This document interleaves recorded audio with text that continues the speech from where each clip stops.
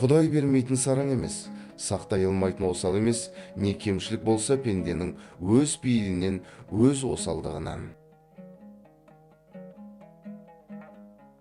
Не тапса әркім өз пиғылынан, өз кәсібінен таппақ. Құдай ешкімді зорлықпен кедей қылмайды, ешкімді зорлықпен жаман қылмайды, ешкімді зорлықпен надан қылмайды. Құдай, ата-ана, ұстаз. Бұл үшеуінің ризалығын іздемеген ойламаған болсаң, бұл жалғанның жүзінде атартаң, шығар күн, жарық сәуле көремін деп ойлама.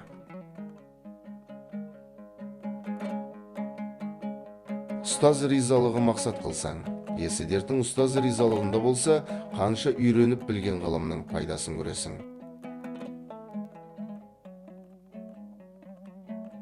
Жас күндеріңде ата-анаға қызмет қылып, бата алмағандарың, қартайғанда өзіңнен төмен иттердің құлдығында қаласың.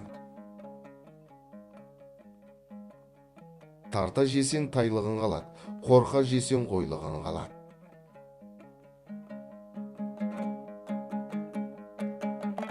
Талап қыл пендем, жеткізбек менен деп Құдай тағала өзі уәде қылған.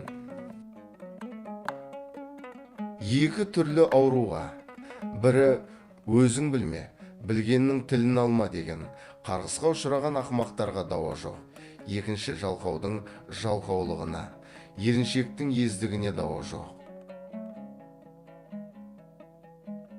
Біреу саған дұшпандық қылса, көңілінде сен оны дұшпан тұтып, кінә сақтама. Мінезді бұзатуғын бұзғыштардың бірі кінә сақтап кекшіл болу. Бұрынғылар айтқан, қас жақсының өкпесі торғын, орамал кепкенше, қас жаманның өкпесі басы жерге жеткенше.